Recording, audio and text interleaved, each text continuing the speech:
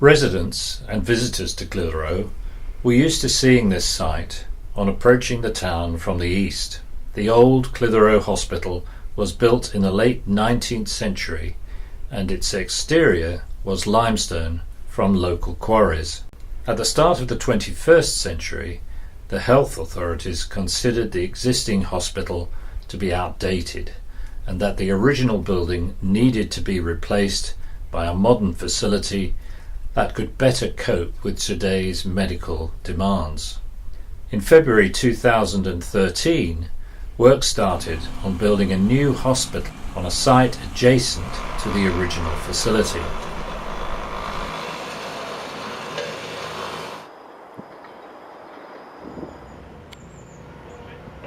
The £7.8 million building would have a 32-bed inpatient ward on the first floor, all rooms having ensuite bathrooms, and a view of the local scenery. Outpatient clinics and other services, including specialist dentistry, physiotherapy and X-ray, were to be on the ground floor, together with a restaurant and Clitheroe's new ambulance station. The new hospital was officially opened on the 9th of June 2014. With the new hospital in place, what would happen to the old one? Demolition today is recycling everything you possibly can. Stone, bricks, timber, everything goes for recycling and reuse. So very little goes to landfill. Carpets and stuff you can't reuse, that's it.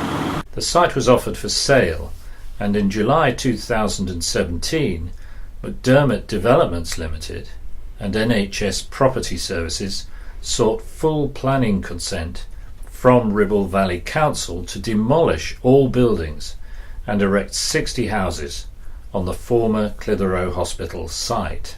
The building was not covered by a preservation order, but Clitheroe Town Council, Clitheroe Civic Society and Lancashire Archaeological Advisory Service objected to the application because of the building's social, historic and architectural importance. Nonetheless, permission was given for the development and demolition began.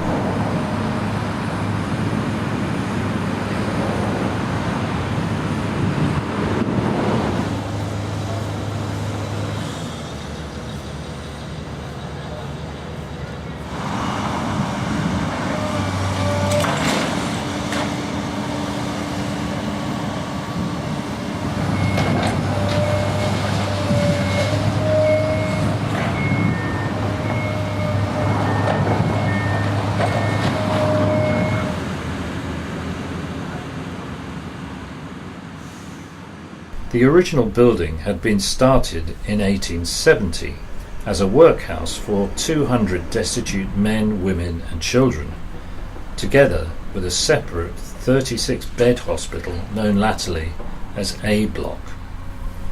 It was designed by Jonas James Bradshaw from Bolton, who also designed the Chorley Workhouse. The builder was Robert Satterthwaite of Clitheroe, and it was officially opened on April the 21st, 1873. 60 years later, in 1930, the workhouse site became Coplow View Public Assistance Infirmary, and after 1948 it became part of the National Health Service as a geriatric hospital, and later the Clitheroe Community Hospital. Over time, many additions were made to the original building. It was very friendly working at Clitheroe Hospital. I went on a 6-hour shift because we could determine our hours. There were short of staff.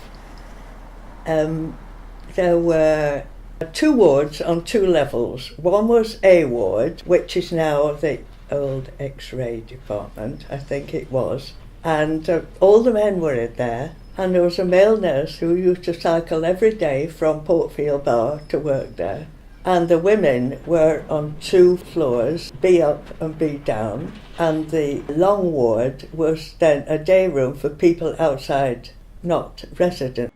The matron, just before I started in 1972-3, she had lived on the premises and she had a little flat opposite one of the B female wards. Later on it became a centre for occupational therapy for people going home.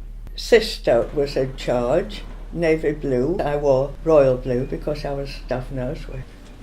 All the patients were in wards, and when we got them up in the morning, they all sat by the bed. They didn't have a day room until later, when it became more of a GP place. When I first went, there was one doctor in charge called Dr. Oliver, and he was there all the time. That was his role. I think he was a GP as well, but Dr. Oliver was the doctor you called.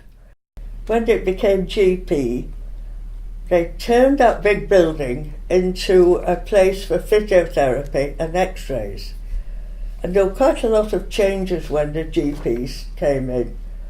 There was a lot of more privacy and more homeliness. They weren't all got out of bed and sat there and waiting for the doctor to call round. Although then it was easier to keep an eye on the patients because they were all together in one row, and then there was quite an emphasis on feeding patients. The auxiliaries were very good, and they were sort of aware of people's needs. The food just seemed all right. It came up in a big trolley, a great big trolley, and we put it out on plates. It didn't come in little plastic trays. There was a kitchen, and you could make coffee and tea, and I think we did porridge and breakfast and things like that. There was a porter, and the porter and the gardener were the same man. He maintained that lovely garden with all those snowdrops and everything. Yes, it's just a shame if they'd redress the stone, that the stone wasn't used at the front of some of those houses that have been put up. Yeah. If the stone had been used as a cladding, just a cladding, then it would have looked more in keeping. Well, it would have been more in keeping.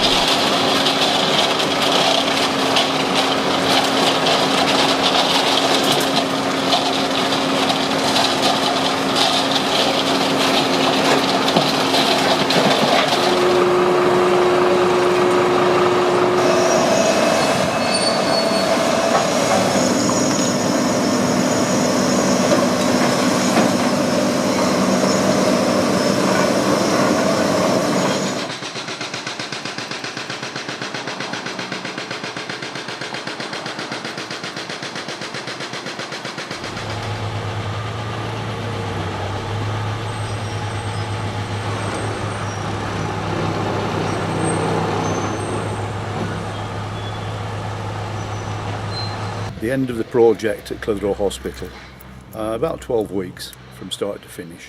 90% of the material that's come out of the hospital has been recycled. Yes.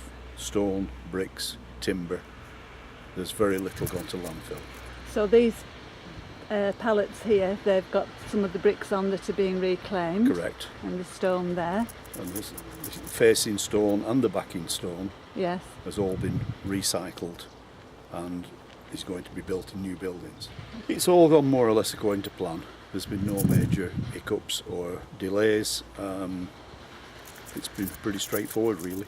And have you had much interest of people been coming to see how you're getting on? One or two people have come onto site just to see how it's going. Yes. We've had odd people take odd bricks as souvenirs, but that's about it.